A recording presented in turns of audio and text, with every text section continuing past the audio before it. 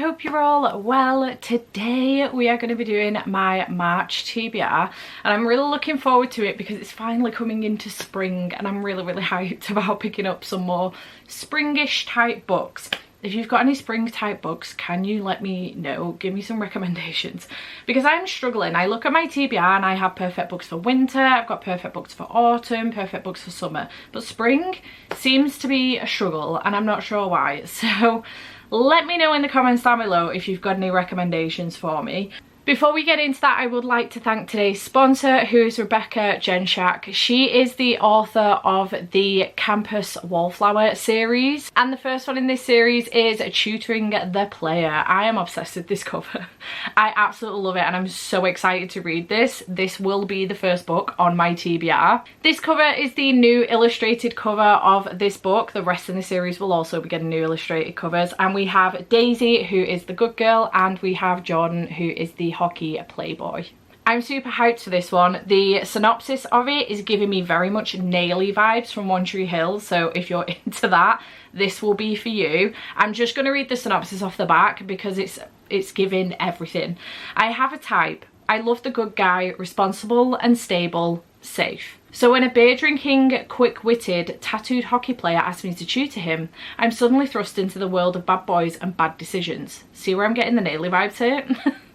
Jordan is a renowned player on campus. He doesn't take anything seriously except hockey and partying, but he gives me butterflies. I'm a wallflower tutoring Valley University's hottest player.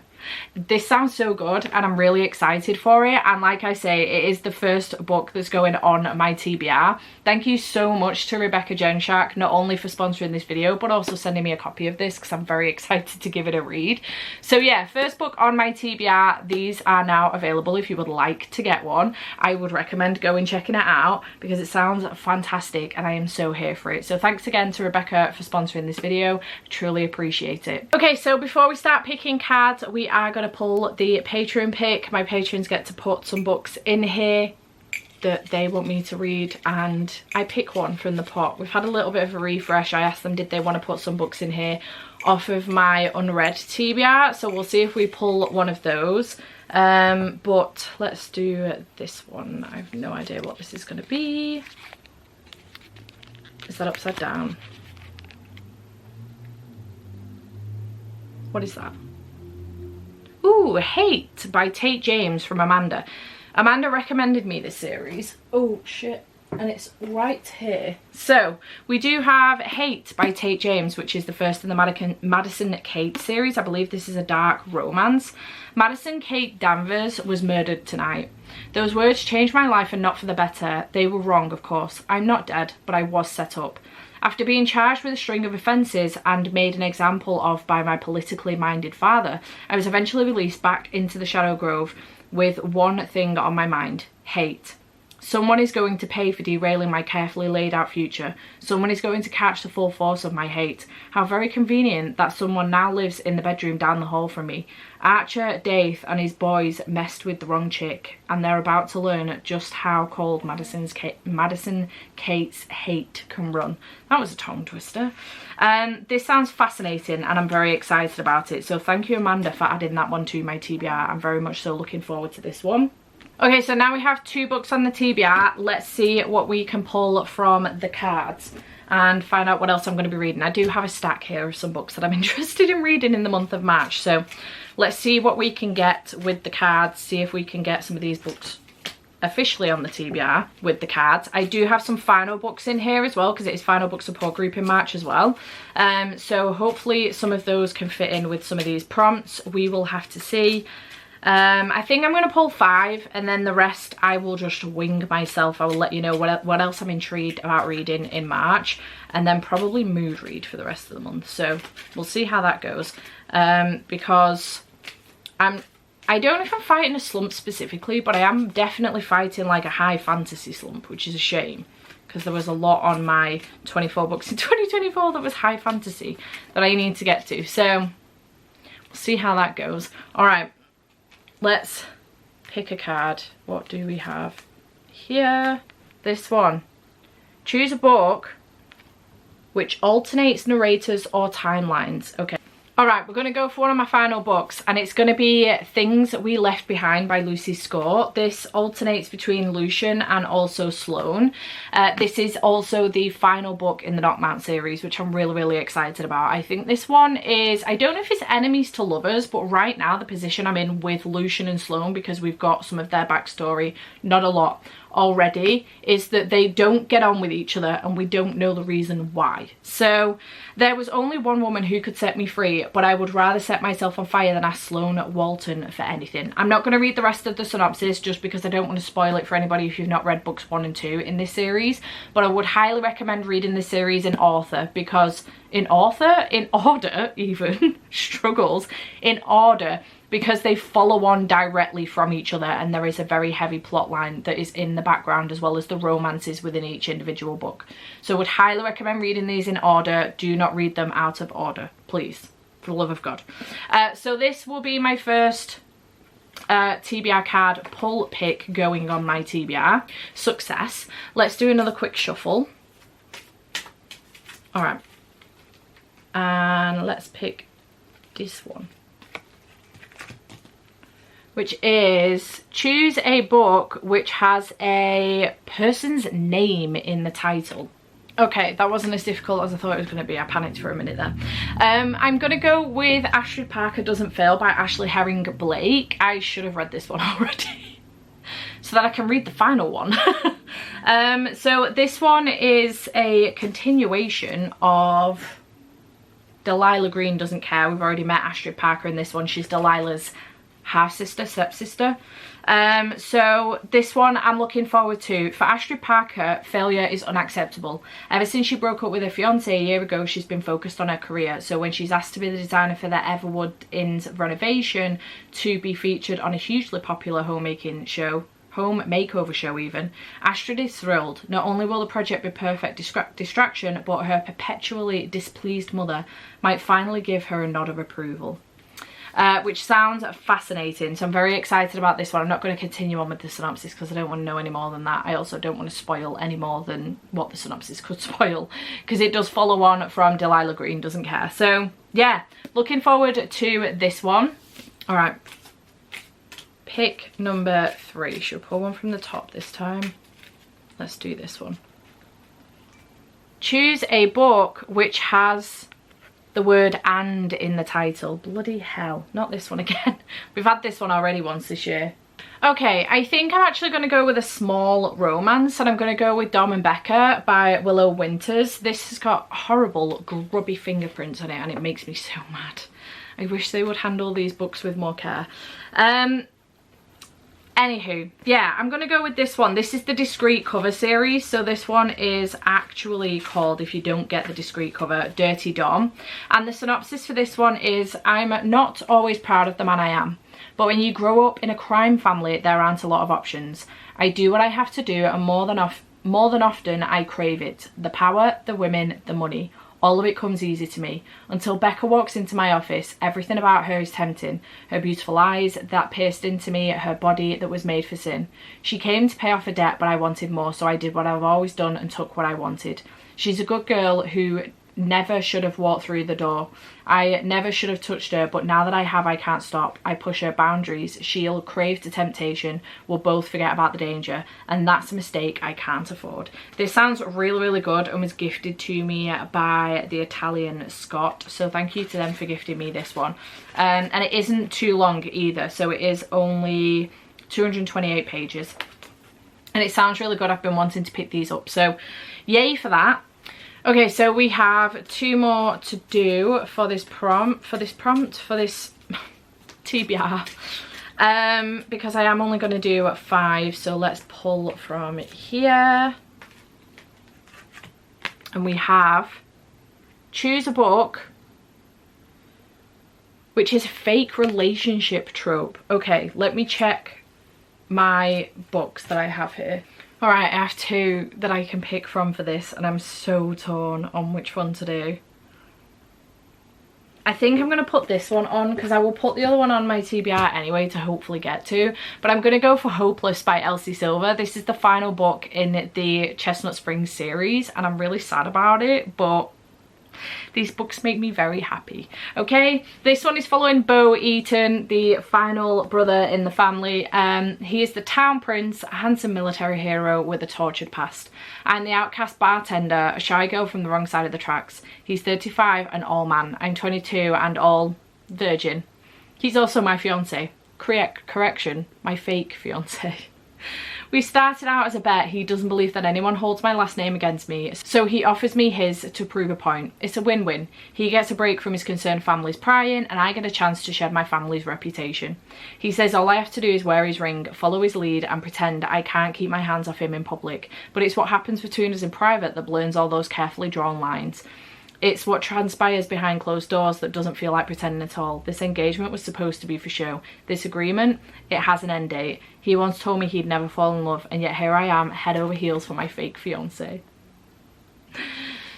Sign me up. I'm so excited about this one, and I can put it on my final book support group TBR, so I'm very excited about that one. And then last but by no means least, as far as these cards are concerned, we have this one, which is choose a book which has been in your TBR for more than a year. Okay, this works well on the basis that I need a TBR vet for final book support group. So I could have picked, where are you? Right there. I could have picked Terms and Conditions, which is what I probably should pick so that I can continue on with this series. But I think what I'm actually going to do is pick a sci-fi, because I haven't, if this is like a sci-fi fantasy, and I know I said I'm in a high epic fantasy slump right now again, but it would be nice to just get a little bit of fantasy on here, because right now this is a very contemporary romance heavy TBR, so I'd like to get just a little bit, like a sprinkling of fantasy on here. I've just tried another one that I could do that's romantasy. No, I think I'm going to do this one because I have been very excited about this one. Wait, has this been on my TBR for over a year? Might not have, you know. When did it come out? 2022. Yeah, okay. So I'm going to go for The World We Make by N.K. Jemisin, which is the sequel to The City We Became. I absolutely loved that book. The audiobook was fantastic for it. So if you're looking for a full cast audio with a very bizarre twist on New York City as a whole, that is a fantastic book. So I'm really looking forward to this one. And this one is concludes with The World We Make is a masterpiece of speculative fiction from one of the most important writers of her generation. So basically, New York City is divided into obviously the different areas that it's in. So we get this map, so you've got the Bronx, Brooklyn, Queens, Staten Island, Manhattan, Long Island as well, and each of these is kind of a person, if you know what I mean. They're a person, and they end up in a bit of a fight in the first one for reasons I 100% cannot remember, but I am going to do a recap with the first one. I think I'll either, if I need to, reread it, or I will just see if I can find a recap online, because it's been years since I read that one. So I am looking forward to this one, and I'm very excited about it. That was a terrible explanation of this book, but I really don't want to read the synopsis because I don't want to spoil the first book. But yeah, I think this is going to be the one for Choose a Book which has been on your TBR for more than a year, and it will also count for final book support groups, so that's fantastic. So with the pulls so far, this is what we have, which is great news. A couple of the other books that I did want to mention for March as well.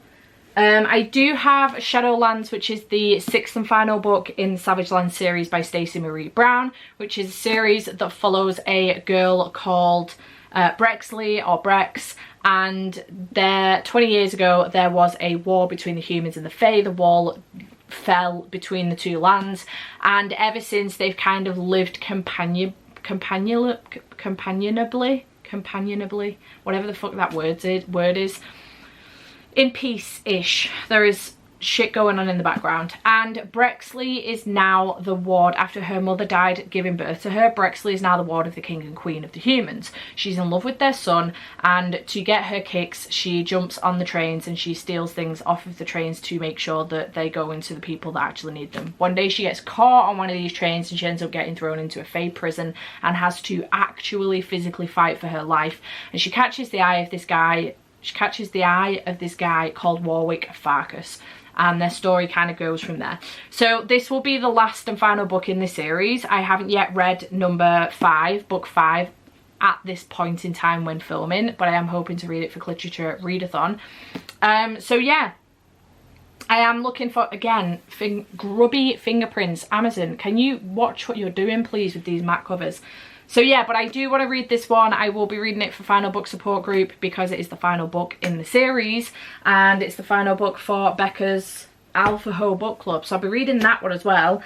And then a couple of the other books that I do have on here, the one that I was torn with for the fake dating was Funny Feelings by Tara Jewett, which was very recently sent to me by Gecko, so thank you so much Gecko for sending me this one.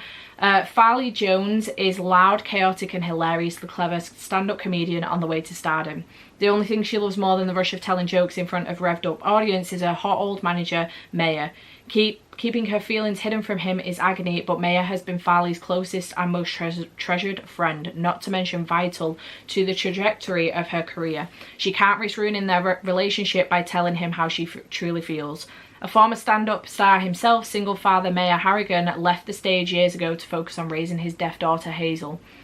Farley has been everything to them since she came into their lives, and despite his grumpiness, his protectiveness over Hazel and his disdain for public attention, Maya will do anything to make her stand-up dreams come true. When the biggest opportunity of Farley's career comes along and forces the pair to fake date in order to stir up publicity, it doesn't take long for their act to bring all those other funny feelings out into the open. Like most matters of the heart, it quickly begins to feel like anything but a joke. I'm so excited for this one. It's got the combination of friends to lovers, fake dating, and also some death rep in here as well. I'm hoping it's really done well. But yeah, very excited about this one. Fake dating and friends to lovers, two of my favourite tropes of all time, so hyped for that one. Then I have Into the Weeds by B.K. Borison, which I feel like is the perfect spring book. Like B.K. Borison's books seem to be seasonally themed. So I read Love Light Farms during Christmas. I've got Into the Weeds.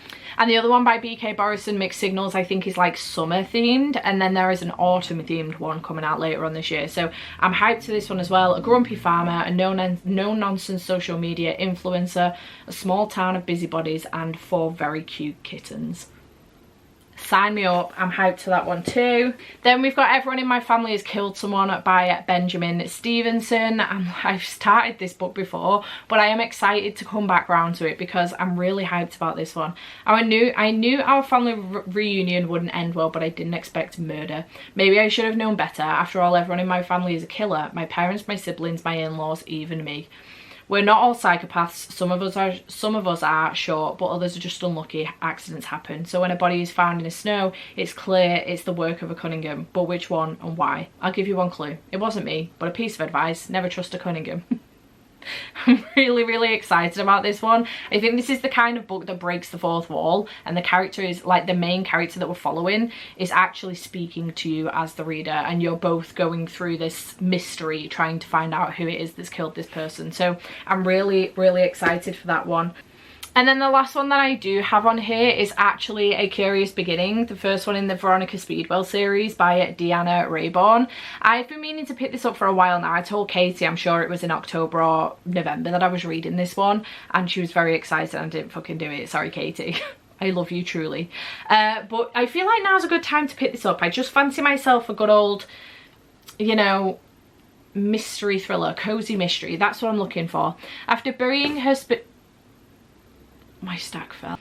After burying her spinster aunt, the orphaned Veronica Speedwell intends to resume her world travels in pursuit of scientific inquiry and the occasional romantic dalliance.